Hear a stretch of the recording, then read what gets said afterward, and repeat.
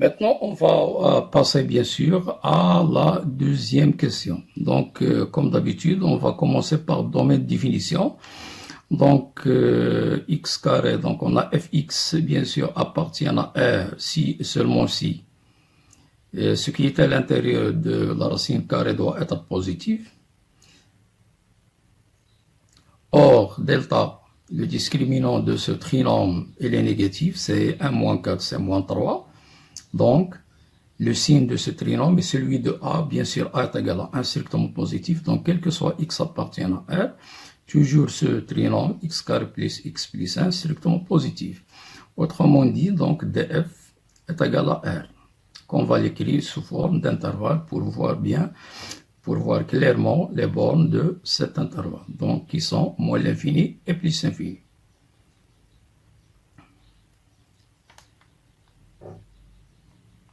Donc, passons maintenant au calcul des limites. Donc, comme on a vu précédemment, donc on va distinguer les grands cas. Et le coefficient de x et m, donc on distingue deux cas. Si m est égal à 0, si m différent de 0. Donc, on va commencer par le cas trivial. Si m est égal à 0, on distingue deux cas. Premier cas. Si m est égal à 0. Donc, la fonction est facile. Fx est égal à la racine carrée. C'est une application directe d'une propriété de la racine carrée vue dans le cours. Il suffit de calculer la limite de la fonction se trouvant à l'intérieur de la racine carrée. Or, la limite de fx, lorsque x tend vers plus ou moins l'infini, donc c'est pas fx, donc cette fonction à l'intérieur, je vais la nommer, le symboliser par f1x. Est égal à la limite, puisque f1 est une fonction polynôme, donc c'est la limite de son terme le plus grand degré, qui est x carré. Et puisque l'exposant il est pair, dans les deux cas, donc nous aurons plus infini. Or, on a vu une propriété qui dit, si la fonction à l'intérieur de la racine carrée tend vers plus l'infini, alors la limite de sa racine carrée est égale à plus l'infini. Donc, nous aurons facilement, d'après cette propriété, la limite de fx, lorsque x tend vers plus ou moins l'infini, est égal à plus l'infini. Donc, vous voyez que ce cas, il est facile. Maintenant, on va passer, bien sûr, au deuxième grand cas.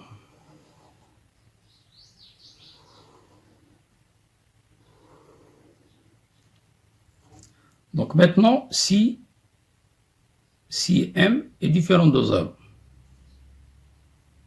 Si m est différent de 0, donc on va distinguer bien sûr deux sous-cas.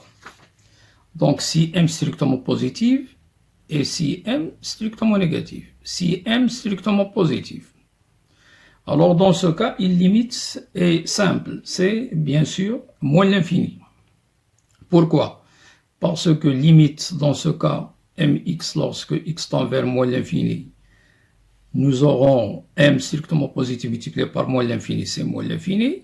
Donc ceci implique que la limite de moins mx, lorsque x tend vers moins l'infini, donc sera plus l'infini, puisque moins m multiplié par moins l'infini. Et la limite de la racine carrée de x carré égale plus infini, donc nous aurions plus infini, c'est une forme déterminée. Autrement dit, dans ce cas, il est évident. Il est simple, donc lorsque x tend vers moins l'infini, est égal à plus infini. Il ne reste la limite au voisinage de plus infini. Au voisinage de plus infini, donc nous aurions bien sûr une forme indéterminée de type plus infini, moins l'infini, qu'il faut bien sûr s'en débarrasser, ou bien supprimer. Donc, comment supprimer cette forme indéterminée? Bien sûr, donc, on a deux méthodes d'une manière générale. Bien sûr, on factorise à l'intérieur de la racine carrée, bien sûr, par le terme le plus grand degré, mais à condition, bien sûr, que la racine carrée des coefficients dominants est différente de la valeur absolue de moins m qui est égal à la valeur absolue de m. Alors, dans ce cas, on va distinguer plusieurs cas.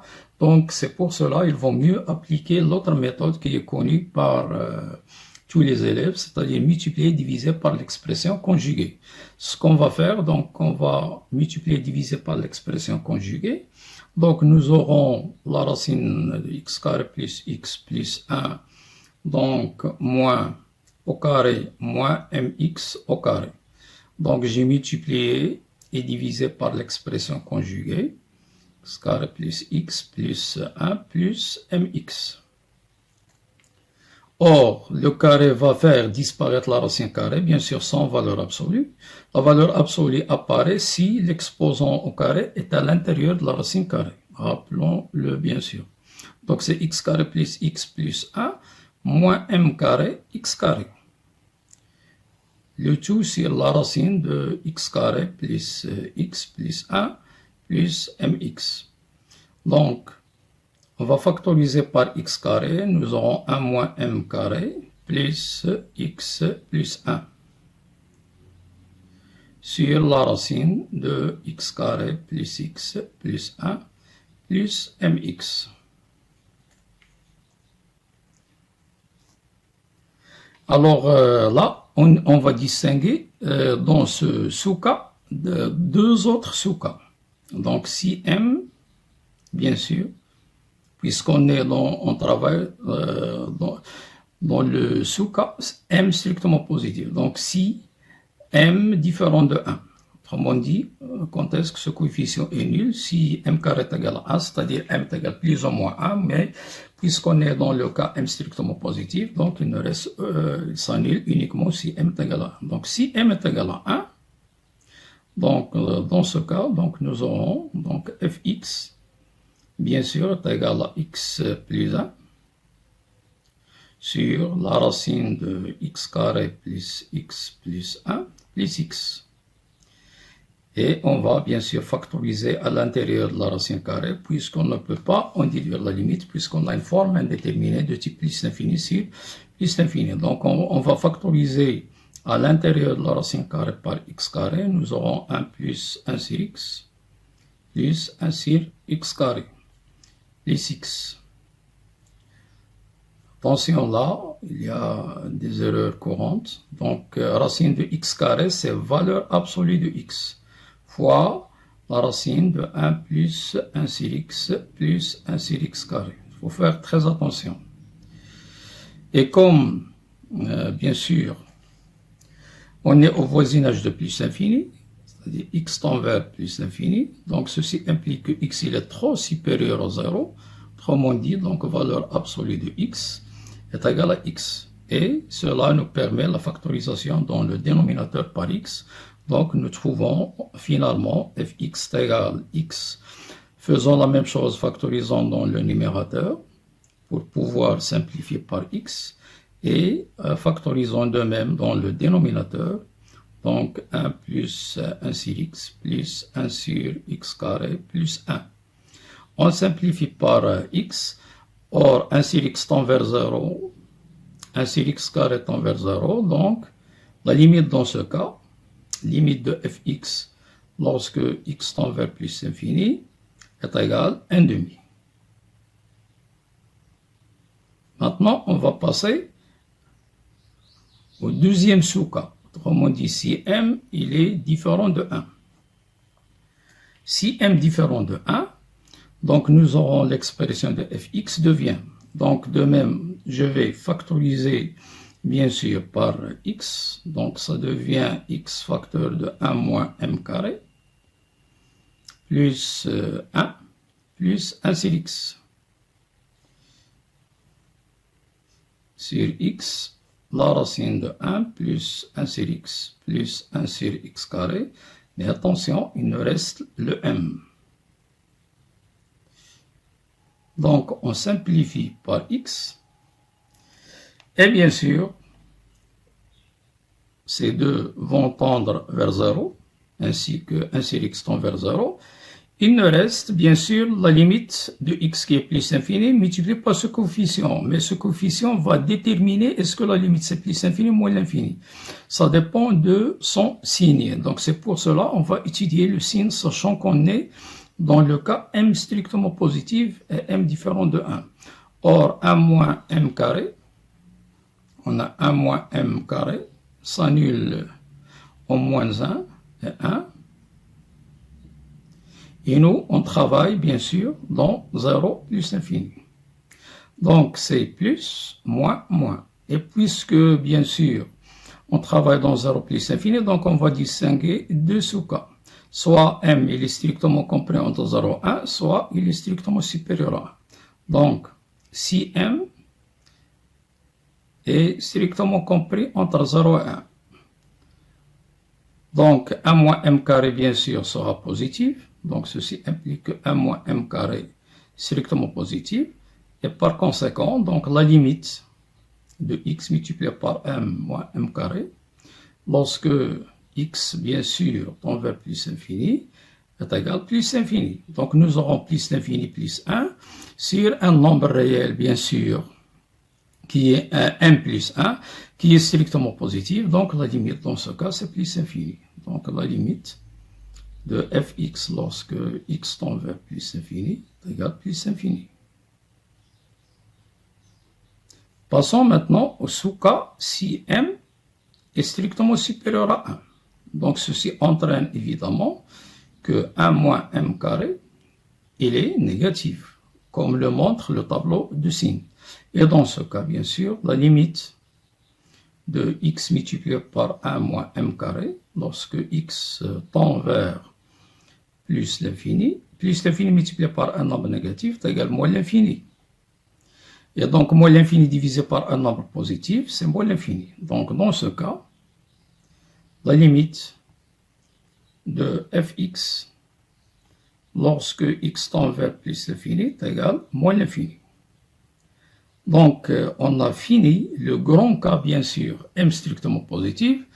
On va faire la même chose si, deuxième cas, m strictement négatif.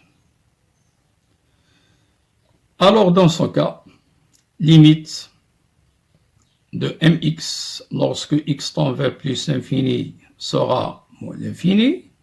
Et donc, la limite de moins mx lorsque x tend vers plus l'infini sera moins l'infini est égal à plus l'infini. Or, plus l'infini, donc la limite, dans ce cas, la limite de fx lorsque x tend vers plus l'infini, c'est elle qui est évidente, facile, contrairement à l'autre cas, est égal à plus l'infini.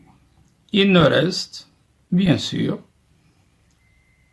le cas, donc si limite calcul de limite de fx lorsque x tend vers moins l'infini. Donc, bien sûr, on va faire la même chose, donc l'expression conjuguée, multipliée, donc nous aurions la même chose, bien sûr, x carré, donc on a fx est égal,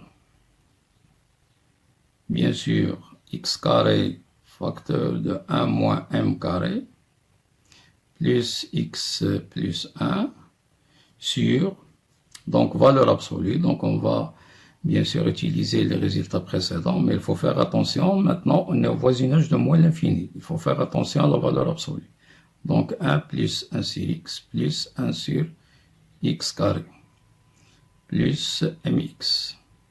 Et comme x tend vers moins l'infini, donc x il est trop inférieur à 0, autrement dit la valeur absolue de x c'est son opposé. Donc fx bien sûr devient, donc si on factorise par x, x facteur de 1 moins m carré, plus 1 plus 1 sur x.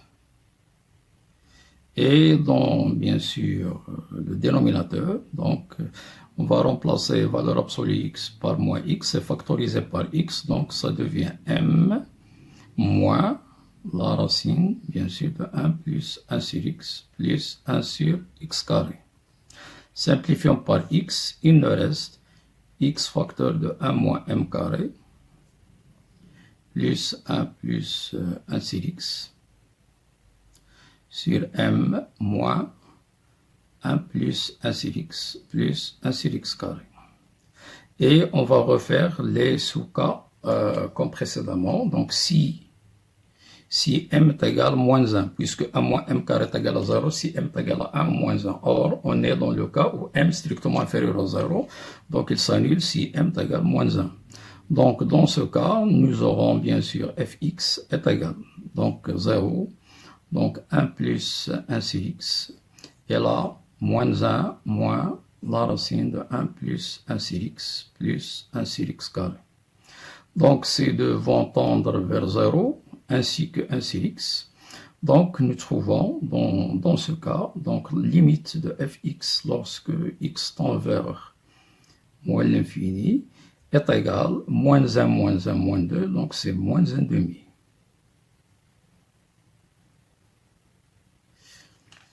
Maintenant, si m est égal à moins 1, si m différent de moins 1. Donc, d'après le tableau de signes, donc on va distinguer deux cas. Donc, le premier sous-cas, si m, il est strictement compris entre moins 1 et 0. Alors, 1 moins m carré il est positif. Donc, la limite de x fois 1 moins m carré, puisque 1 moins m carré est positif, donc strictement positif, et x moins l'infini, donc c'est moins l'infini lorsque x tend vers moins l'infini. Donc nous aurons moins l'infini dans le numérateur, et attention, et dans le dénominateur, bien sûr, nous aurons donc m moins 1. Et m, il est négatif, bien sûr, auquel on rajoute le moins 1, négatif. Donc, moins l'infini sur un nombre négatif est égal à plus l'infini. Donc, limite de fx, lorsque x tend vers moins l'infini dans ce cas, est égal à plus l'infini. Il nous reste, bien sûr, l'autre sous-cas, si m, bien sûr, est strictement inférieur à moins 1, d'après le tableau de signes, bien sûr. Donc, nous aurons négatif, c'est-à-dire limite de x 1 moins m carré. Donc, ce coefficient est négatif auquel je multiplie par moins l'infini, donc c'est plus l'infini. Mais attention, plus l'infini divisé par le nombre négatif qu'on a dit, c'est-à-dire m moins 1. Donc, dans ce cas, limite de fx lorsque x tend vers moins l'infini est égal à moins l'infini. Donc voilà, on a terminé cet exercice qui est très intéressant. Donc le problème des fonctions qui contiennent paramètres, vient de l'organisation. Si, bien sûr, on distingue bien les grands cas et les sous-cas, et on n'oublie rien, et on fait attention, surtout lorsqu'on a plus l'infini multiplié par un coefficient, il faut distinguer si ce coefficient est strictement positif, s'il est nul, s'il est strictement négatif, bien sûr, alors l'exercice devient un exercice normal. Donc voilà, on a terminé, donc soyez au rendez-vous, parce que la prochaine fois, je vais réserver, bien sûr, aux techniques, je vais réserver la vidéo, aux techniques de comment calculer une fonction qui contient la partie entière.